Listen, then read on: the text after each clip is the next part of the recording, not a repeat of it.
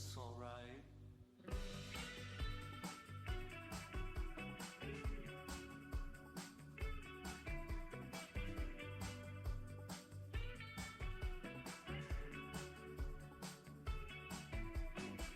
I just want to ride away with you, just us two. One day we can venture out, I swear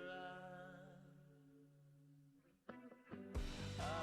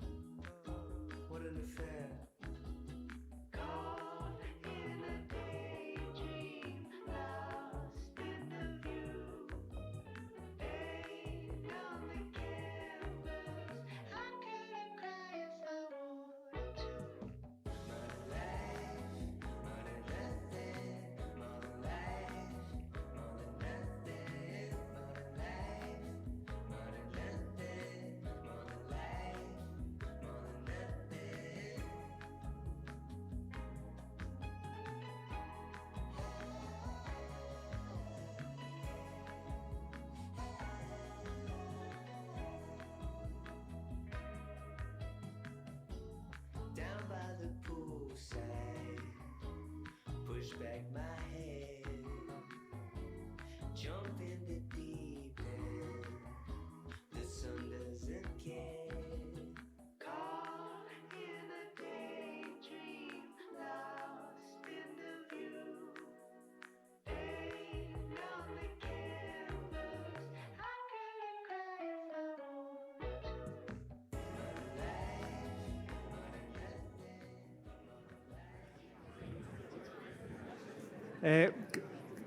Good morning, everybody. So we're ready to start the next session. The next session is on the Hospital of the Future, and I'm delighted to welcome to the stage Sarah O'Sullivan.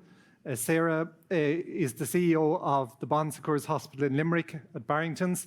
There had been some suggestions from some of the senior leadership that they'd build a hospital in County Carlow, but I don't think the population density worked. So prior to her role, Sarah spent 6 years working in a variety of roles in the areas of quality, risk accreditation and data protection. And she began her career as a healthcare professional, as a physiotherapist in Barrington's in Limerick. And I welcome Sarah to the stage.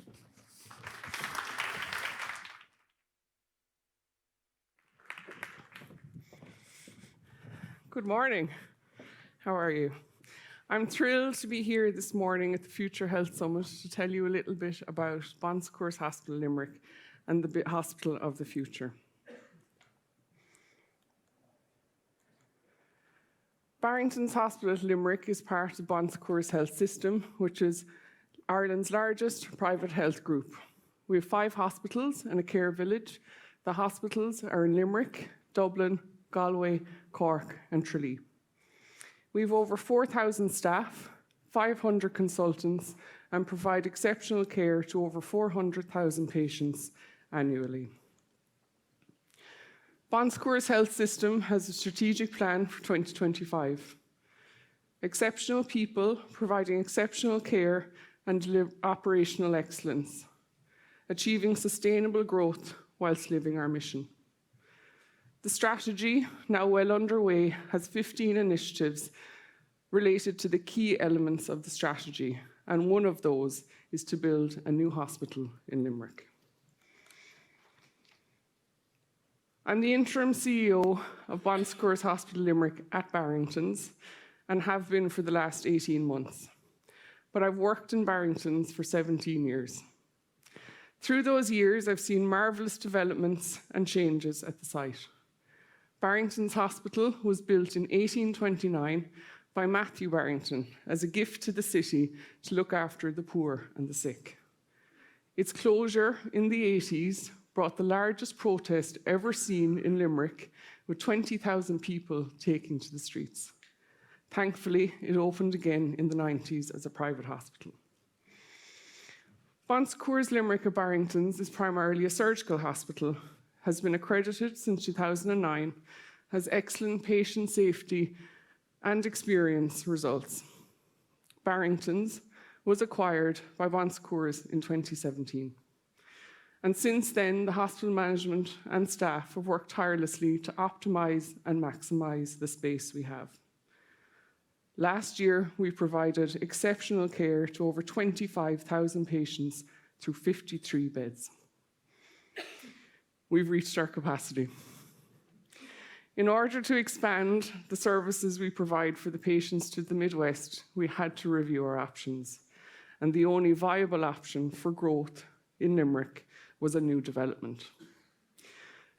The hospital is actually for sale, if anyone has a few bob.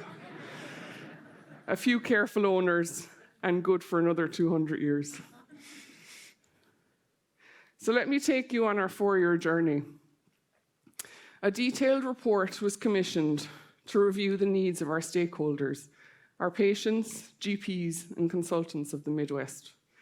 The results were beyond compelling, and the subsequent business case was approved by our board in February 2021.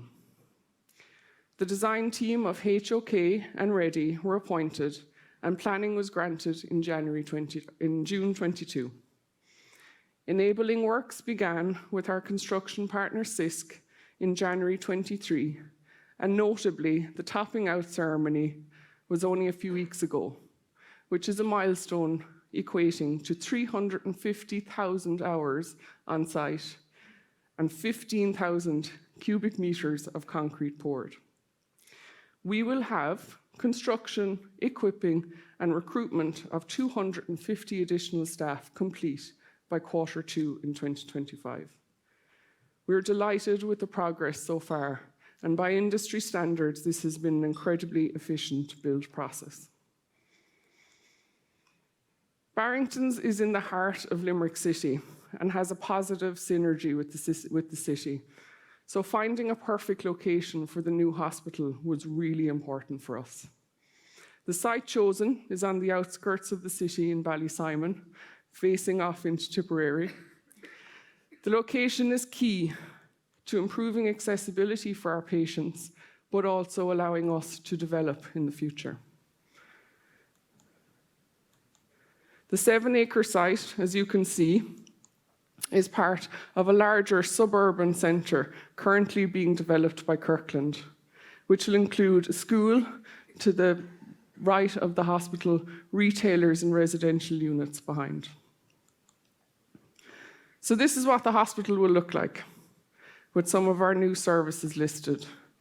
We'll have 99 inpatient beds, robotic angiography, and a dedicated ophthalmology unit. As I said, Barrington's is primarily a surgical hospital, but this new hospital will allow us to expand into medicine with medical beds, an MAU. We'll also have a cath lab and dedicated cardiology diagnostics, which will have huge benefits for the patients of the Midwest. 3 of the key things that make this a hospital of the future are design, sustainability, and technology, and I'll take you through them briefly. Significant time and effort and consideration went into the design of the hospital. There are so many factors to include. Journeys, not only of our patients, but of consultants, staff, equipment, and goods. The services we wish to provide and the relationship with other services that support them. The aesthetic and the image we wish to portray. I think the final design achieves all of these things. The hospital is designed in 2 blocks, the treatment block at the back and the accommodation block at the front. The treatment block supports the accommodation block and consists of support services such as radiology, pharmacy, and laboratory on the first floor, theatres, CSSD, endoscopy rooms, and a cath lab on the first floor. It also contains a separate staff entrance, staff facilities, and large rest areas. The accommodation block has 4 floors, consisting of our 99 inpatient rooms, 27-bay surgery unit, and 20-bay endoscopy unit, which is an incredible expansion from the 53 beds we currently have. The clinical design is based on a color-coded patient portal concept. This design is based on a number of factors, but one of them was learnings from the pandemic. A key consideration for us was the promotion of infection control strategies. We will achieve this by minimizing footfall through the hospital. Shorter stay procedures will be performed on the lower ground floor in our day procedure unit and minor ops. This reduces the volume of patients traversing through the hospital to get to their destination. A really great example of this is our ophthalmology department. Ophthalmology will be a self-contained unit on the lower ground floor just inside the door. It contains a consultation room, diagnostics such as OCT and biometry, a minor op procedure room, and a theatre. So it's a one-stop shop for all our ophthalmology patients, and the shortest journey for potentially our most vulnerable and visually impaired patients. We've also kept outpatients to a minimum in the hospital.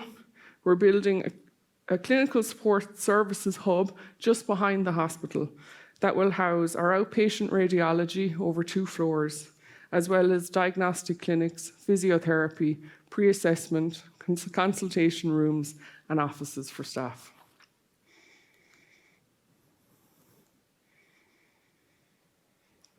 So here's an example of one of our patient rooms, and a key feature that makes me very happy indeed is they are all identical to each other. which has benefits for patient safety, but also improved ergonomic and standardised working conditions for our staff. Each ward has a muted yet colourful scheme to aid patient recovery, but also creates a positive work environment. The concourse has double height windows and creates a bright and welcoming environment. As I noted earlier, the portals of care are colour coded. As you can see here, we have orange and blue, and then green and purple. We have to remember that patients coming into hospital are anxious and worried. We want navigation to be simplified for them and one less thing for them to worry about. Landscaping and gardens is a really important element for us. It's well proven that gardens and trees promote calming and healing environment. Landscaping around the hospital, internal courtyards, and that is a roof garden, brings the outside in and will have great therapeutic benefits for everyone in the hospital.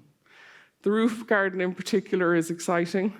Post-op patients will be able to walk outside with their clinician for their rehab and get some much needed fresh air.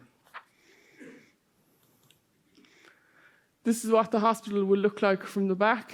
As you can see, the landscaping and the staff rest areas which look out onto it.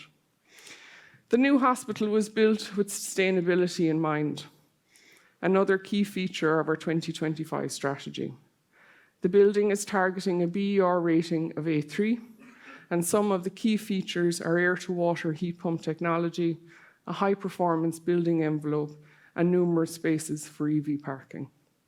Operationally, we will have a low carbon footprint as we move away from fossil fuels. The fuel for the backup generator is bio-oil, and the kitchen is fully electric. The chefs are naturally devastated. Technology is the third element of what makes this hospital a hospital of the future.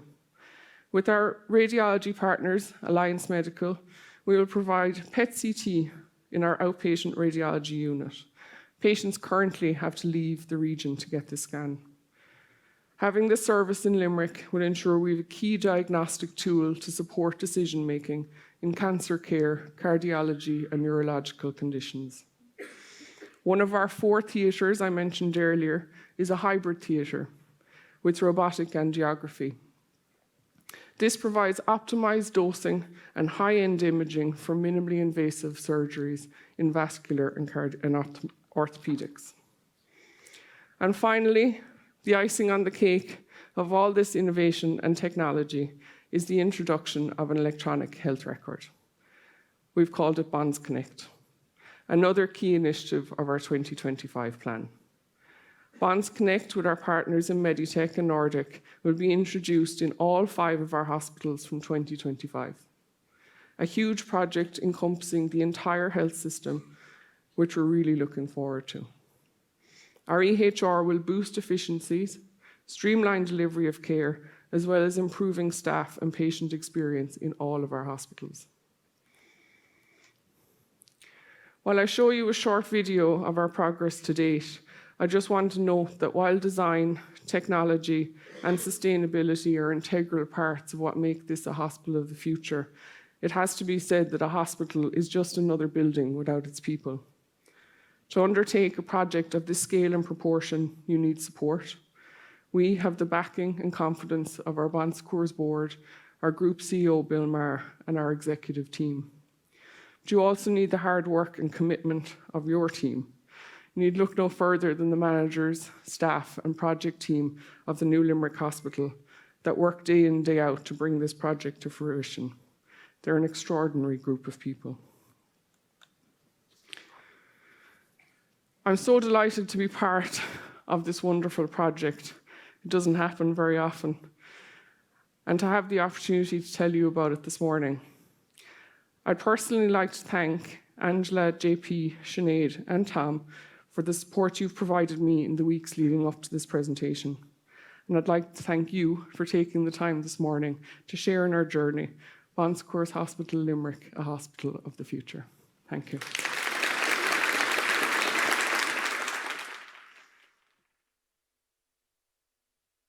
Well done. Tom. Sit down there now. Thanks a million. Well, Sarah, you quite clearly, you've got it. You understand it's all about the people. The building is the secondary thing, and they're very lucky to have you leading this project. So our next speaker is Peter Mann, who's the head of digital strategy at Xerox.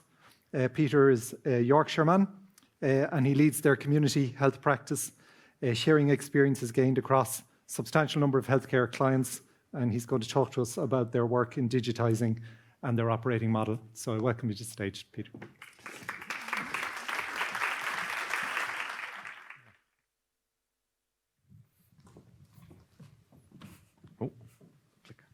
Hey, good morning, everyone. I have to start with an apology. I could be here under false pretenses. I was speaking to Dr. Tom. We spoke on a mobile phone. It was crackly. I come from York. And that rhymed with the town I was supposed to apparently come from. But you've got me anyway, so apologies for that. So,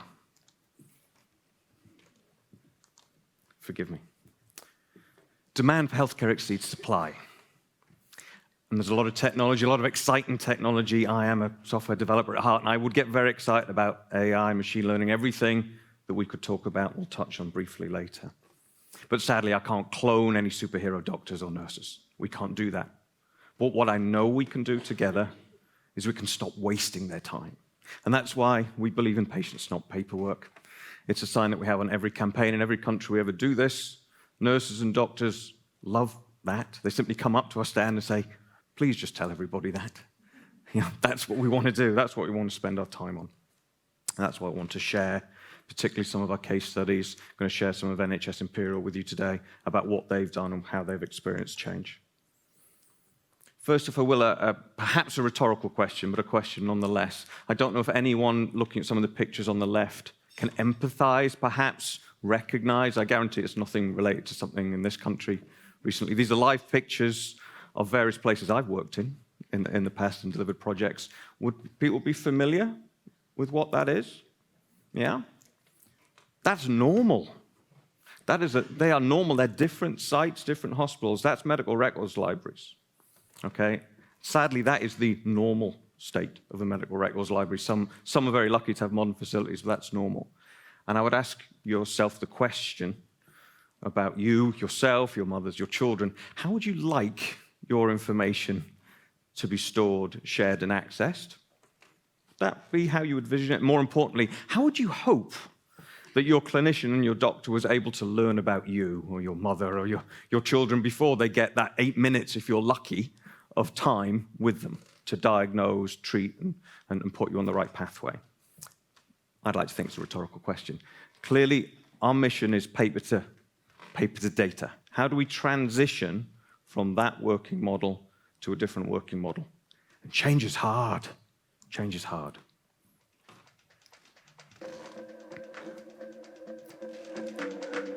Imperial College NHS Trust is a group of 5 hospitals. We provide a range of services across North West London. We've been on a long-term journey to get the patient record into digital format. We've got over 4 million patient records on multiple sites. Paper doesn't leave on its own. So the key bit here is how do we actually get rid of that paper actively? So when we started out with Imperial, we looked at how we could help them on this journey of digitisation. The records are packed up at the hospital site here in London. They're transported to Mitcheldean in Gloucestershire. It's a huge centre that's really focused on providing scanning services to many of our public sector clients.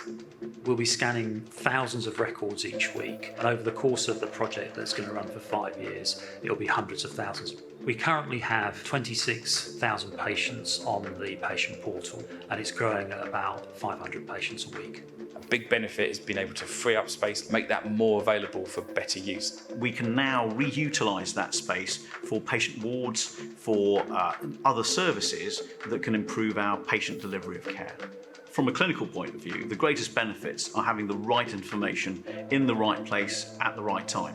The work that Xerox is doing in partnership with Imperial is enabling them to be successful, enabling them to be streamlined and efficient, and put the patient at the heart of their journey, and that is what the NHS is all about.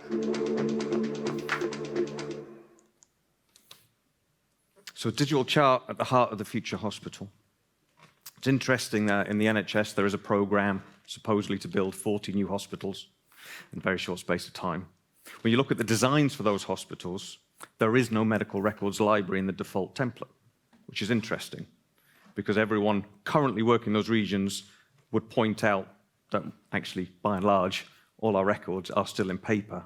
What is the plan to address that? If we're not building one, how do we replace that? So part of the future hospital, thankfully, I think we'd all agree, is not a paper state. But actually getting from one to the other is a massive change program. It changes how every clinic functions, how every job is actually done. And so we need to work out how we're going to do that.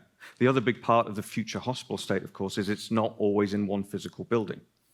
Okay, what COVID certainly taught us when we were managing some of these services live through that period is we had to put charts in taxis to get them across London to where the clinician was. Okay, we don't want to always force the clinician and the patient to have to appear in one physical place in the globe simply because that's where a piece of paper is, but that is part of the default model. And if we want to hit our targets, which we are, thankfully, of 40% of all patient consultations being virtual, okay, digital records is kind of handy to support that.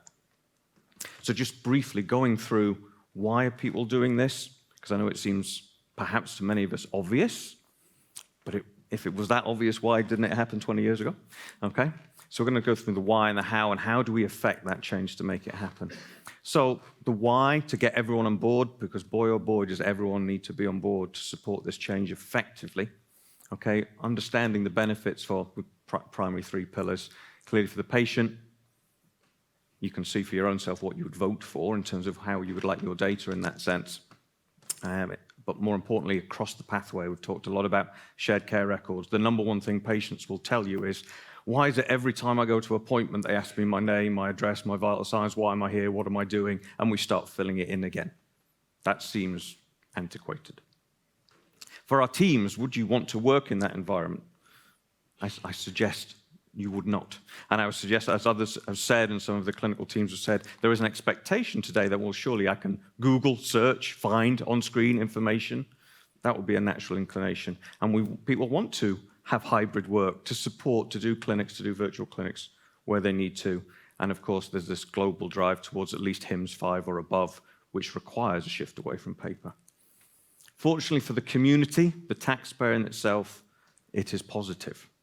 We know from many audits, we don't mark our own homework as our clients' audits, that a digital operating model for medical records costs roughly half that of a physical-based model. Net zero is clearly a critical interest. We've modeled this many, many times. Roughly, as a rule of thumb, for every bed you have in an acute hospital, you'll be generating about 1 ton of carbon simply by the paper medical record function that you're operating. Imperial's 1,000, it is basically 1,000 tons of carbon per year that they drive.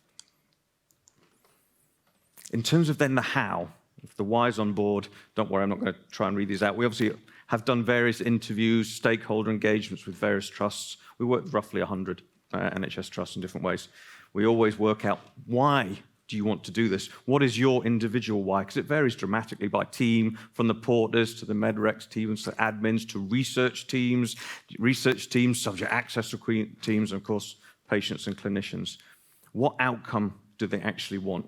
If we're going to affect change, no one has time for change, but they're going to have to learn new ways of work, change what their job is, change how they do it, learn new systems.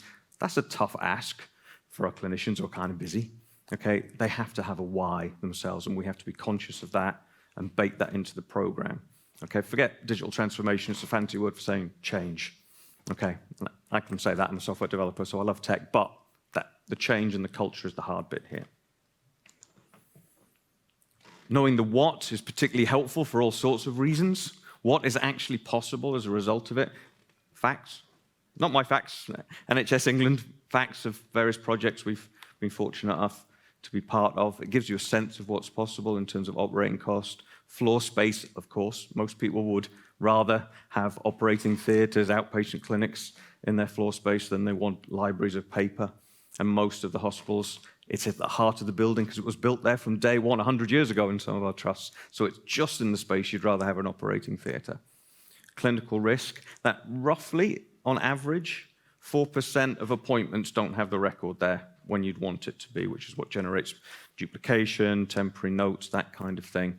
Some perform much better, some sadly a lot a lot worse, but roughly 4% of appointments, and you all know how many appointments are per hospital, the record isn't quite where it should be at the right time, so the clinician has to act.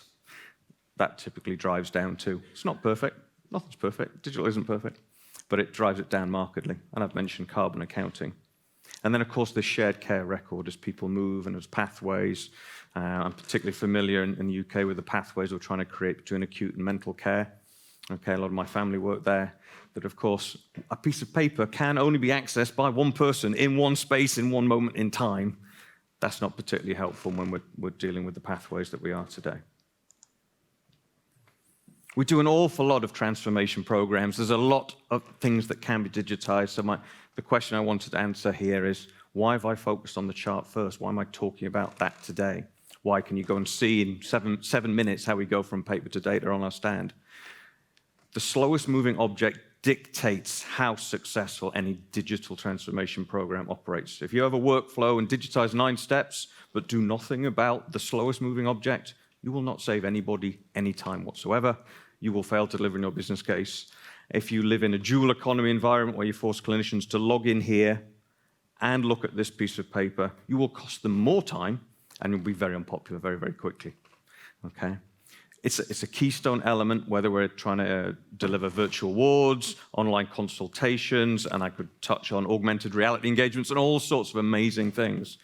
But if that record still forces everyone to go back to paper, or we can't quite access it on time, none of these more exciting things, ChatGPT, etc., can actually function. Robots don't read paper. So finally, the new why. That Imperial video is absolutely on point to their program. It's actually 5 years old, but I still use it because it's the right place to be. We've completed, right? It is HIM7. It is practically paperless. Although it's amazing when you wander along and meet a new specialty and they open the door and say, well, why haven't you done my specialty yet? Because they're never admitted to the separate library. But it's amazing what you discover over time. But the new why is what everyone's actually truly excited about, but we have to solve the chart problem first, is starting to introduce, whether it's the co-pilots, the artificial intelligence, the automation processing, the augmented reality view of medical devices and equipment in patients, amazing technologies that we're as part of, as most major Silicon Valley companies are, and they are awesome. And they can do amazing things to support our clinician and save them more time. But they don't like paper. So I like to focus on the keystone first and deliver that. So just to finish, this is what we do. We have a huge basis of customers and case studies that are more than happy to talk to you about it. You don't need to talk to me. You can talk to CIOs and CCIOs in other trusts and establishments that we've worked for and done that. And there's nothing like seeing it to believe it. If people believe it and have seen it, they're far more likely to believe in making the change because it's possible. It's not a wild leap into the unknown. So I hope you can support us and join us and hopefully hold a patient that's not paperwork flag one day yourselves. Thanks for your time.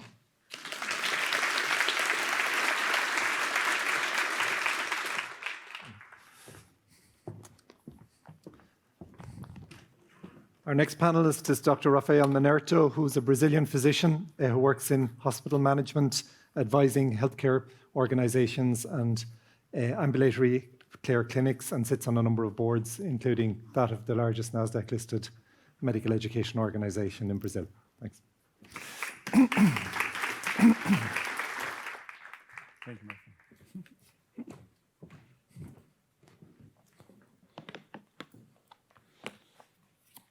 So thank you very much, Tom. It's a pleasure to be here to discuss this fantastic subject about the hospitals of the future. And I own a consulting company in Brazil, along with my wife, that's also a physician. And we have nearly 10, 12 hospitals, among other offices, clinics. And within those hospitals, as well here is Ireland, we discuss a lot this digital transformation. And maybe the best way to put it in, it's the digital transformation is not even a project. It's a surviving need, a surviving step that we have to take. But let me start to presenting you 3 scenarios. What will look like the hospital in the future? Maybe this sci-fi scenario. Another suggestion, a less futuristic scenario, but with a higher integration with the patient, with a kind of a different environment that we have nowadays. Or maybe the hospital in the future, as Sarah brought us, is very similar to the hospitals that we already have.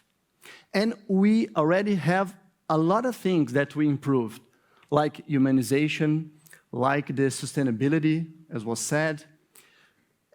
But, of course, if everything that Sarah showed us, and in the morning, Dr. Fatih also showed us, when all of those projects were implemented, maybe this is gonna be the hospital of the future that we talked so much.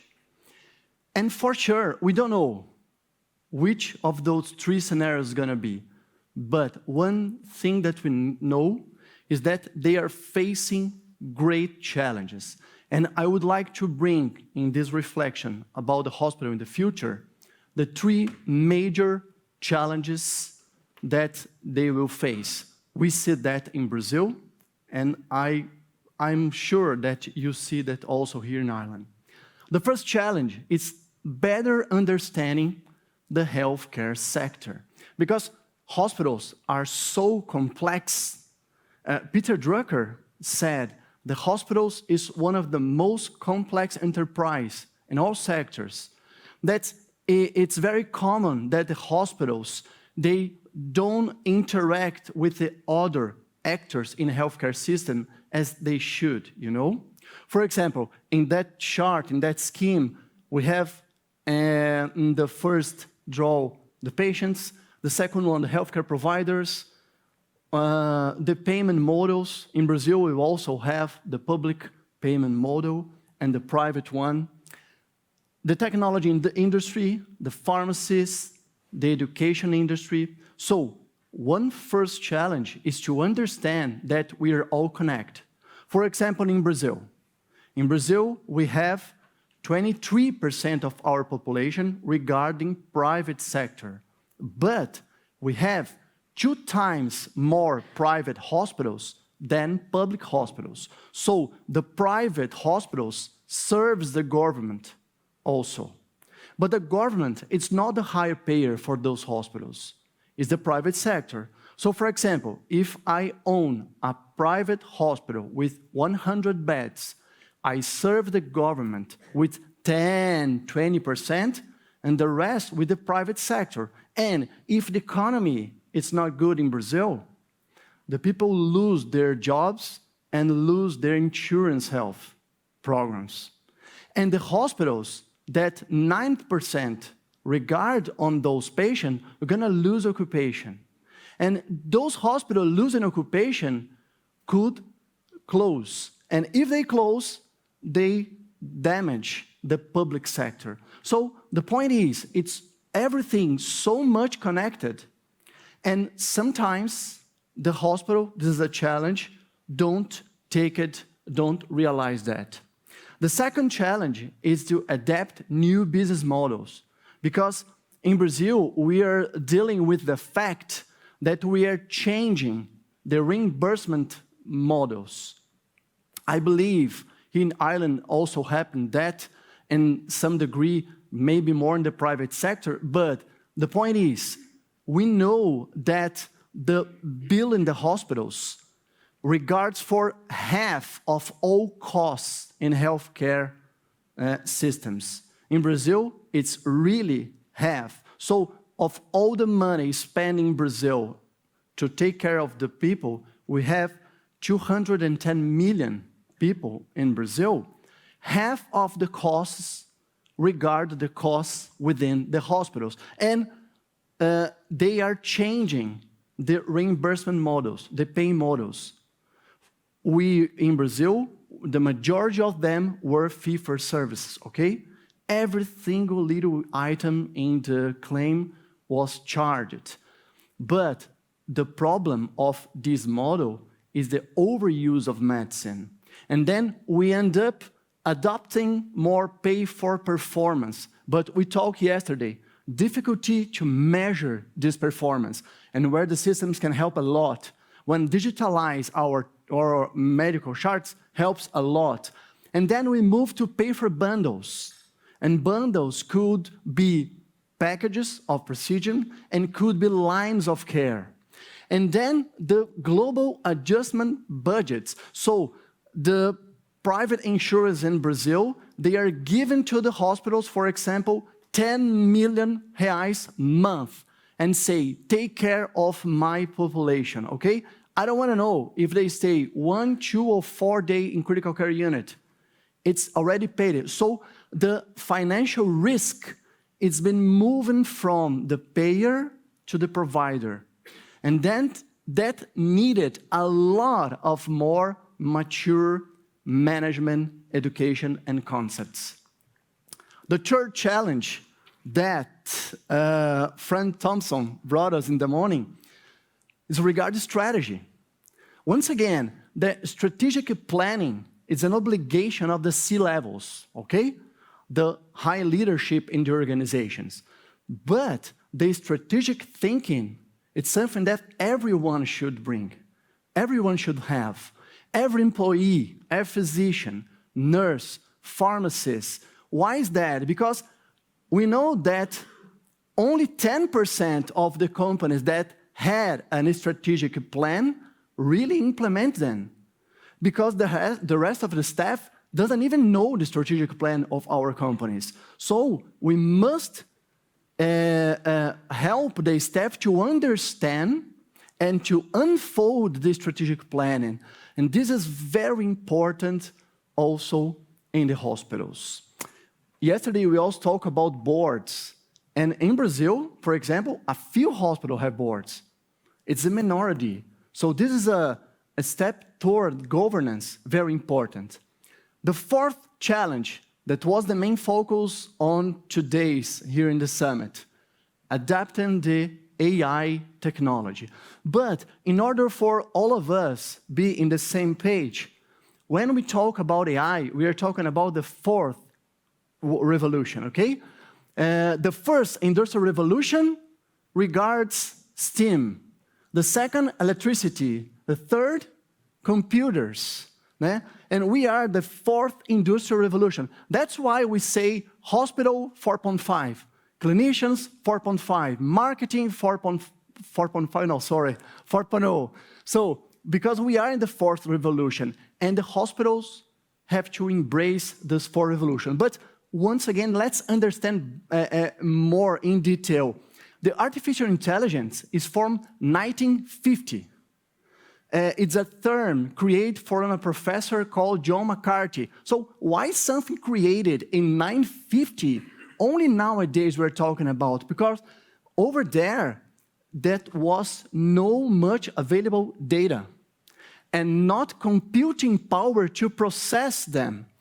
We all have in our smartphones apps that have artificial intelligence, but it doesn't run here in the iPhone. We must use the internet connection to have those potential. Why? Because when we use ChatGPT, for example, or any other AI application, it doesn't run in our smartphones, run in huge infrastructures that, thanks to internet, goes from our smartphone, from there, and come back. That's why when we don't have connection, we can't use it. So the point is, in this timeline, we understand how to use data, and then came the machine learning, that is the ability of the computers create their algorithms, and then the deep learning that we are using in medicine. In the morning, the Medtronic lecture here show us a surgical robot that saws the liver and identify the liver and the gallbladder. Real time. This is purely deep learning. And what we call artificial intelligence is the capability of the machines perform some tasks that we regard to humans. So here, understand our speech, understand our images is something that only humans do. And now machines also does. So this is artificial intelligence. But we regard on data. And some people said data is the new oil. That's not true. Because few companies have good data. The majority of companies have only data and does nothing with this data. So a good data may have all of those items. And once again, so difficult. That's why we have data engineer, data technicians that works on those data before we can use it. And a few other terms that are very important nowadays, 2024, because we already said data analytics. We in medicine love data for centuries, okay? Now we have this ability to extract the data and use to get us information. And we said about artificial intelligence, machine learning, deep learning, but what is that LLM that some of you already heard about? And what is generative AI that we are using in hospitals already? So large language models is the ability of we talk with the machine as we talk with humans that ChatGPT brought to the world. We didn't do that before ChatGPT. When we ask something in Google, Google shows us the best results, okay, in the search result. But with ChatGPT, we talk with ChatGPT as we talk with another human. This is large language models, okay? Once again, in a hospital, it's possible now for a surgeon performing a procedure to talk about the procedure, and the machine understands and filter and create the electronic chart in real time while the surgeon is performing the surgery. And the generative AI is another term. It's the capability of the AI create something new. So creativity, it's no longer our great differential task. The machines can create texts, images, and even songs. So once again, the machine can create our electronic medical records. And the uses in hospital is in here. So we kind of already are in the hospitals in the future because we can use to see claim denials, we can predict the length of stay, we can predict diseases. And I will show two cases from Brazil, one regarding sepsis and one regarding dishospitalization, use of AI. The first one, hospitalization. So this is a Brazilian company called GoHosp, and this company already have their system in 831 hospitals in Brazil. In Brazil, we have nearly 7,000 hospitals. And what they do, they use the electronic medical record and perform it in an algorithm and say what are the patients that are ready to be discharged to the hospitalization. So this GoHosp help the staff identify the patient that if stay longer, it will be not needed. In the beginning, in those first business models, we can think, but the hospital is going to lose money adopting that. But you have to remember, the hospitals are already moving for new ways of payment. With the global payment, this is saving money for the hospital and for the system, for that matter. And the second example from Brazil is from a robot called Laura, okay? There was in Brazil a data science that his daughter, with 10 years old, hospitalized with pneumonia and developed sepsis and died. Over 30 days, this data science professional watched the physicians, the nurses, and said, it's human impossible to deal with all of those data. And Laura was the name of his daughter that have the medical condition, he eventually dies. So he creates a robot, he creates an algorithm that runs in Brazilian hospitals called Laura that read electronic medical records and signalize to the staff the patient in earliest risk for developing sepsis, much earlier than we have in the sepsis guidelines. And to finalize, innovation is the fifth challenge. And on purpose, I treat separately innovation from technology and AI. For us to remember that, of course, a lot of innovation regard on technology, but it's not mandatory. We must think in innovation even without the use of technology. And we must remember that we have the disrupt innovation. Sometimes it happens. We talked about that yesterday also. But we have improvement innovation. For example, the first iPhone, the first smartphone was a huge disrupt innovation. Yeah? The second iPhone brought the front camera. And everybody said, okay, it's not that much fuss that was when they started the movement of smartphones. So we must think about the innovation, disrupted and incremental innovation, and we have to test. Something that, once again, we don't do very often in the healthcare sector regarding the business concepts. We know how to test clinical conditions, but not business concepts in hospitals, and have to adapt. And we have to learn. So we have to get the idea and create our scheme and put on the test. And this line regards the uncertainty. The innovation, the critical role of innovation is to reduce uncertainty in order for us to filter the innovation that will bring real value. Thank you very much.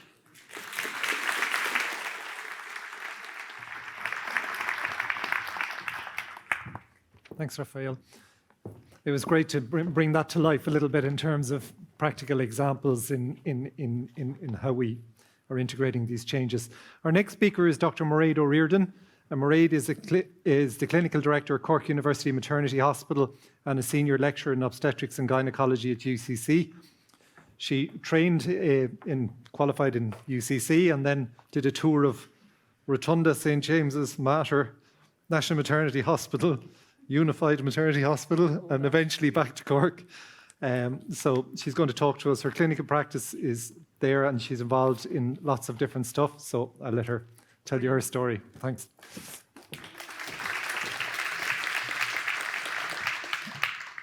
Thanks very much, Tom, for inviting me to talk today. So my name is Mairead O'Riordan, as Tom said, and I'm a clinician primarily, so I'm an obstetrician and gynecologist. And I suppose for any of you that have had children or have worked in hospitals, obstetrics by our very nature, we have to make decisions quickly. We sometimes take risks on them. So I suppose this whole area of future innovation and change is something that we're very comfortable with. And I would say that has very much been the case in our hospital. I'll give you a little bit of background on us. So we are collaborative. So the Cork University Maternity Hospital is one of 4 hospitals that's in the Ireland South Group. So this is a group of maternity services where we work together to provide care to the women of the south of Ireland. So it's been very useful over the last number of years, and we have worked with UCC as our academic partner. We are based in the south of the country, and our actual tagline is to focus on providing excellent care, clinical excellence and innovation. So that is actually to the core of what we're doing. From a hospital perspective, it's 17 years old. So we're like any teenager, digital natives. It was a big change. It was just before I came, moving from 3 hospitals to 1 hospital, and it was quite disruptive. But as a result of that, there has been a huge, I suppose, cultural transformation within the service. And as a result, people are very able and willing to take on change. So I think the big change was the first change. And now you could tell them to do almost anything and they'll consider it and go, okay, fine, come on, let's get on with it. So they're actually very open to, to positive change. Last year we delivered over 600 women and we had 4,500 elective inpatients from a gynae perspective. That's not including our obstetric workload, and we saw over 24,000 new outpatients. So I'll show you the next slide and see how that has changed over the year. And we're doing that with 633 humans. So that's our WTE. And anyone that's working in the HSE currently will know that we're working with significantly less than that, working with about a 20% deficit across all of our grades. So quite a significant shortfall from that perspective. Now, I'd like for you to focus on this. This is our gynae. Obstetrics is an area that it doesn't matter how many patients come in the door, we have to deal with it. So it is an area where we have to just, there is no such thing as a waiting list. If somebody's unwell, they need to be seen and they need to be seen today. If they need to be operated on, they need to be operated and operated today. So as a result, we're really a fast-moving organisation that needs to make decisions on that. But I think what happened as a result, a lot of work went into obstetrics and we didn't put that same focus, that decision-making focus, into our gynae service. And I think we're kind of focusing on this area, you can have a little idea of how a hospital service can evolve over time.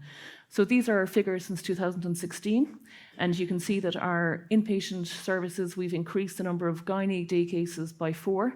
Our beds at that time have gone in gynae from 23 to 30, 7 of them being day cases. So significant changes in what we've been able to achieve in that time period. We also worked with the bonds a little bit to do some operating there when COVID came, because we knew that some of our services were closed down. And from a gynae outpatient perspective, we have changed almost 7 times the number of patients we've seen in that time period. So, I mean, you'd have to say that that's transformative, whatever way you look at it. We've done that with the support of the HSE. We've been able to use our NTPF money to build capacity, and with NWHIP, where we've been able to make strategic decisions around what to do. I suppose, and really, I would say that the future of the future hospital is to provide optimal care for the greater number of people for the greater good, and I think these figures show it. One of the things, though, that it also tells us is, I suppose, it really highlights a significant challenge, and it's one that we're getting to grips at, and I suppose anyone that works in the health service in Ireland will feel hard done by when everyone only talks about waiting lists and actually doesn't talk about work done. And I think these figures demonstrate the whole concept of work done. So we've done a huge amount of extra work. And I suppose over the last 2 years, we feel like we're a little bit like on a treadmill. We're running faster and faster and faster, and really wondering why we are not getting anywhere from a waiting list point of view. Now, obviously, we are getting to great places from a waiting list point of view.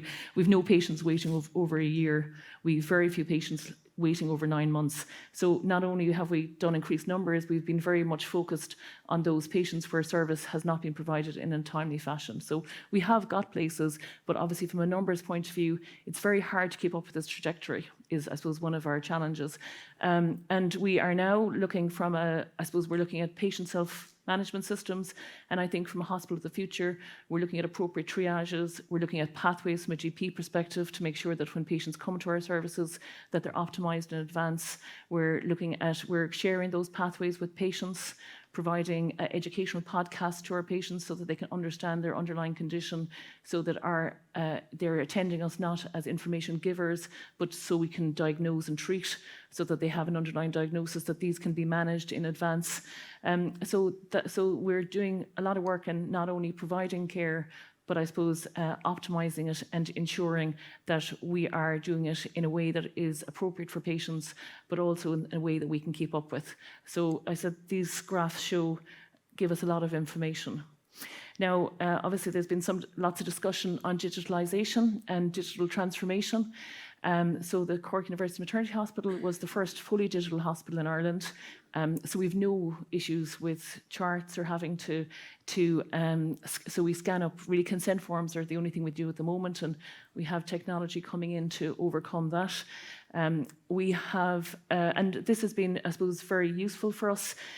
We have obviously had challenges with that. It's a big transformation moving to a digital chart. And again, I think because our staff were change ready, we were able to move with that. And in 2017, at the end of the year, we transferred over weekend. So very kind of quick, abrupt change as is needed for an obstetric setting. So I suppose that was one of the areas that we'd worked for, and we're very happy to give advice on anyone that's moving on that platform. We I suppose, have almost always made ourselves available for pilots, and we find them very useful. It brings in a lot of education, brings in consultants, gives an opportunity to test with a lot of support, and we found that has been a very practical way to, in a small organisation, to make change. We were the pilot site for the electronic chart, and currently we're the pilot site for the HSE app, and I said I'm going to use this opportunity to plug that. So back to our issues, I suppose, with patient information. The HSE app is an opportunity to provide patients with a personalised service where they can book or change their appointments, also where they can get information on their clinical conditions. And at the moment, we're running an obstetric platform where if you're 20 weeks and it's in the system that you're 20 weeks, it'll come up with all the information that's required and what you should be doing with that at the time. And I suppose I would say for the Hospital of the Future, it's really important that we consider patient self-management. They all have tools at hand, and obviously we can provide surgery and we can provide medicine, but actually a lot of what we need to be doing is optimizing our patients' own care pathways themselves. So things like exercise, diet, and this is, I suppose, one of those areas that we're hoping to work on. We've won quite a lot of, I suppose, awards in this area, and it's an area that we're very proud of. And I suppose we have obviously had lots of challenges. I've just popped that in just to highlight a problem. The logging in was taking us ages. So what we did then is we piloted the Imprivata device, which allowed us to do log in with our swipe cards. So when we come up against challenges, we consider them, we look to see what technology is back there, and we've had the opportunity then to push forward with that. So I think digitalisation, increasing digitalisation, will become increasingly important. At the moment, we're developing the first national publicly funded IVF unit. And again, we're looking at trying to build in, I suppose, a digital, that's obviously going to be digitalised, but we're also looking then at building in some decision-making supports into that. I suppose it was very nice about your sepsis alert. So what we have done in this electronic chart is we've also built in some digital support networks. So for example, if a patient goes in and when their OBS are put in, so their observations for anyone that's clinical, if we feel a patient, well, if the machine thinks the patient is at risk of sepsis, alerts are sent to the caregivers within that area. So there's a built-in sepsis alert. It has its prescribing platform is built into it. And so depending then on how we programmed it, for example, if you've got epilepsy, we can make changes. So there's changes built into the system. So if I try and prescribe a drug that's pro-seizure in a patient with epilepsy, it'll counter it. So it has been very useful from a technology point of view.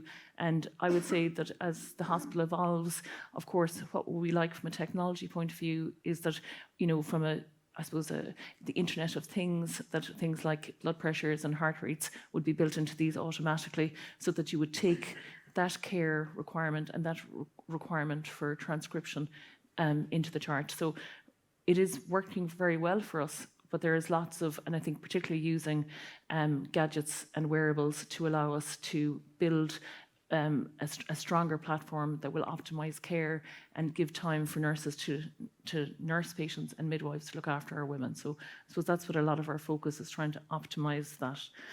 How are we using that data? Obviously, I'm conscious that data quality, I said, is the rise of the data annotator. So those that can provide good data or the best data has been very useful. One of our biggest issues is cerebral palsy, and we are doing work with the, I suppose that for anyone that was into digital learning, we've done a lot of work in this area, and we have currently, and we've got some really nice preliminary data that for those, again, clinicians in the room, we've been able to get a ROC of nearly 80 on our first testing. And it's around predicting those women and those babies that will into trouble. You do need large language modules because these patients, their care is evolving all the time. So it needs to take on all the new data as the day is going on. And that is one of our biggest issues in obstetrics, is I suppose the low risk is the new high risk. So the high risk, we can anticipate issues. It's that large volume of low risk patients that we're trying to pick up so we can assess when they become high risk. We're doing this, I suppose, as I said, UCC is our academic partner, and we're doing this with Elevate, with funding from the SFI and from Cerebral Palsy Foundation, and it's part of a bigger picture to improve outcomes. We would hope that when we have worked on this technology, then that we would be able to look at it to improve outcomes in different obstetric conditions. And obstetrics has been limited over the years because it has been very hard to do research in women that are pregnant. It's an area that's protected, but then as a result of that inbuilt bias, it means that there's a lot of blockages and barriers to us optimizing research in this area. So this is an example, and I would say that the Hospital for the Future will have a synergistic relationship with research, and that a huge amount of clinical change will occur as a result of good data sets generated by real-life patients, as opposed to patients that are in research settings. So it's infant. I suppose the other thing from Hospital of the Future that I would think for, and which we have very much done, is Cush T is our programme, which is close to home for those that are Irish. Actually, our first centre was the Living Health Centre in Mitchelstown. So we provide our outreach services. So as much as possible, we try and provide our outpatient services outside the hospital as close to the patients' homes as we can. So we're now running North Cork, Mitchelstown, Mallow, Lepp, Bantry, Clonakilty, so very much considering the geography of our population. Obviously, we of late I suppose we're supporting the home birth network, so where women get care and deliver at home, the Domino services where women get care as close to home and they're in hospital for the shortest time period. So we have a whole number of initiatives that we have developed to provide care. So we've been calling ourselves the mothership. So we're the CMH is the mothership for the service, and we've all our little external areas that can go out and provide care. And so we have a nice transport fleet to arrange that. We were trying to work out at one stage whether, would we call it the Million Mile Project? It's how many, hours and miles patients have been saved from travelling up to a centre. So it just makes life easier for our patients, and we've got a lot of feedback as a result. Now, ultimately, it's, I suppose, human-centred or humanistic care is our focus. And we are, I suppose, now that we're getting on top of ourselves, I suppose, and becoming a little bit more sophisticated, we're getting better at embracing difference, recognising complexity and overcoming barriers. So we've been putting in technologies around that. So for example, for our patients, obviously we try and get translators. It's not always possible, using technology for translation, and again, using paragrams to make sure that our patients with social or emotional issues have those extra support pathways. So I think that's hugely important. And I am out of time now, but I am going to give 1 minute, I suppose, to looking after the next generation. We're very much a sustainable organisation, and we've been working with Health Innovation Hub and Green Tech to improve our services, and we have done multiple projects which has reduced our footprint electronically, or from an environmental point of view, including small things like changing the different plastic wraps on your sets for the surgical sets. And for any of you out here that are involved in green procurement, I suppose that's the reason we'll do it, is we're doing a green procurement call in September 24. So what we've done is we've forensically looked at everything we use in the hospital, and we have provided it with the Innovation Hub to see what can be a more sustainable option. And we're looking at sustainability from a procurement point of view and a sustainability point of view from a refuge, from a kind of the other end of the scale, looking at biodigesters, etc. So again, the Innovation Hub is part of UCC, so a very important part of what we do. And it starts with us. So thank you very much.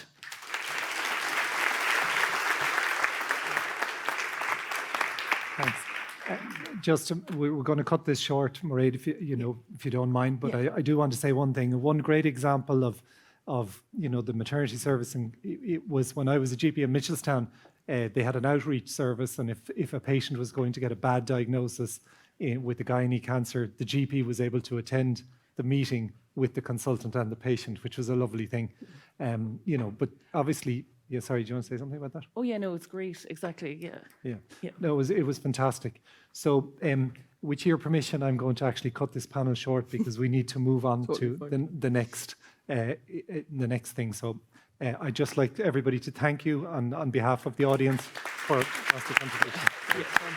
Thanks, Amelia. Thank you.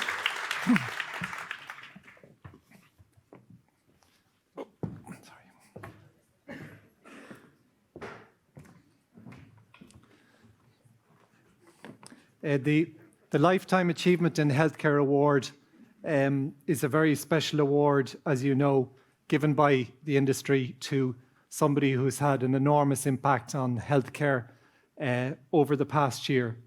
And those of you who attended the dinner last night will be aware that the 2024 award was awarded to Charlie Bird.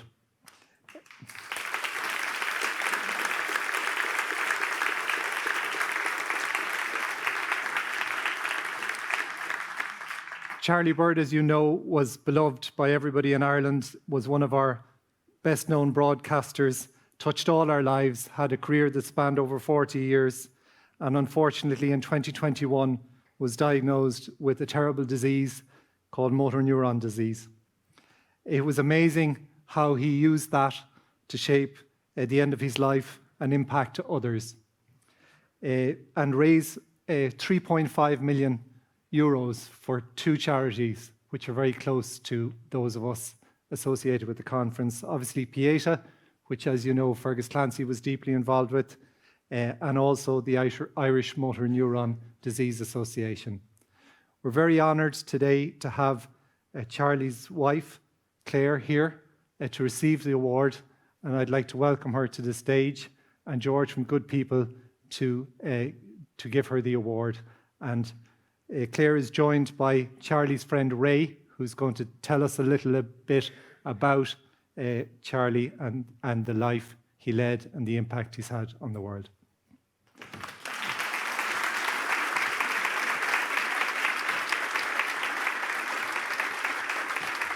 Hi, Claire. Thanks a million. Thanks for coming. You're very good. We really appreciate it. Yeah. So we'll just make the award first. Yeah, we'll have a photo.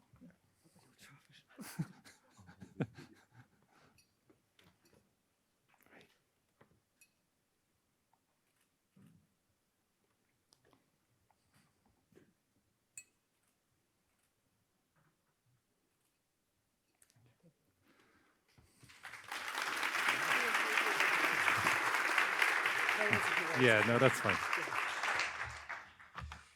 Claire is as bossy as Charlie. She's ordered me to say a few words. I'll just say a few words. Charlie went public about his motor neuron disease diagnosis within a week of hearing Professor Orla Hardiman confirm the news that he had been dreading for the previous 6 months. He always wore his heart on his sleeve, and in his first media interviews on the day he went public about his illness, he said that he was finding it hard to cope with the diagnosis, but that he knew that there were many people in Ireland who were in dark places because of health issues and that they did not have a light shine on them. He repeated on the Late Late Show a few weeks later that he was aware that there were thousands of people in Ireland who were waiting for hospital appointments or operations, and he said that he wanted to use whatever time he had left on earth to help other people. His spontaneous remark on the show that he would like to climb Croagh Patrick one last time prompted such a huge public response that he immediately saw the potential for fundraising for medical research. During the remaining 26 or so months of his life, when every muscle and bone in his body was wasting relentlessly, he drove the Climb with Charlie campaign, which drew the biggest ever crowd to the top of Croagh Patrick on any day other than the traditional late July Reek Sunday. It also inspired thousands of other people to climb other peaks throughout Ireland and abroad to raise money for the Irish Motor Neuron Disease Association and the mental health charity Pieta. A few weeks after the Croagh Patrick climb, Charlie and Claire led one of Pieta's Darkness into Light walks in Bray, County Wicklow. Within 7 months of conceiving Climb with Charlie, he had raised an astonishing €3.6 million for the Irish Motor Neuron Disease Association and Pieta. Family and friends urged Charlie to take a rest after he had handed over huge cheques to the IMNDA and Pieta. But the fierce work ethic and laser-like focus that had been a feature of his broadcasting career grew even stronger even as his illness worsened. He again led the Darkness into Light walk in the Phoenix Park in May 2023, and he drove the Hospice Movement's Coffee Morning campaign last year, and also the Samaritans' Elephant in the Room campaign last year and this year. While doing all this, he continued to energise and to encourage the families who had lost loved ones in the Stardust fire in 1981. He had given them hope when their campaign was at a low ebb, and they asked him to speak at their annual commemorations and at the recent inquest into the 48 deaths. His attendance at this year's memorial ceremony in February was his last public outing. During his final months, he also made a number of visits to his beloved Inisheer among the Aran Islands on the edge of Galway Bay, where he chose the spot that will be the last resting place of his ashes. And he donated a huge sculpture to Westport House in County Mayo, and he gave valuable paintings to the Murrisk Community Centre at the foot of Crubpatrick. Throughout this time, he also was the driving force behind two highly acclaimed TV and film documentaries, Charlie Bird, Loud and Clear, which was broadcast nearly 2 years ago, and Ransom 79, which is being screened in cinemas all over Ireland this week. He also, during the last 2 summers, did most of the cooking and the washing up at the barbecues that he and Claire hosted for close friends at their home in Ashford, County Wicklow. Did I mention that he also conceived and completed 2 books that spent weeks in the bestsellers lists in Ireland, and one of which was chosen as the An Post Irish Biography of the Year and also shortlisted for Book of the Year in 2022. Charlie's specialist motor neuron nurse, Bernie Carr, told him that in her travels around the country, visiting other MND patients, someone in nearly every household told her how they were drawing inspiration from Charlie's spirit and his work. He never stopped working, even when writing instructions for Claire and for his family and friends, while barely able to hold a pen in his hand after he entered Wicklow Hospice 4 days before he died in March of this year. One of the many job titles that Charlie had during his long RTE career was Special Correspondent. He really was a special correspondent and a special friend to me. He was a very special man. Thank you.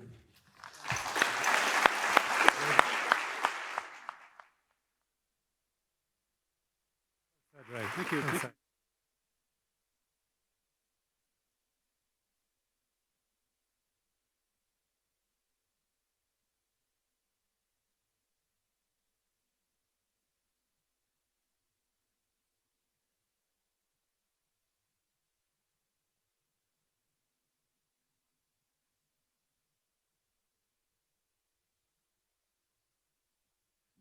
We'll break for lunch now. Thank you very much. Thanks, everybody.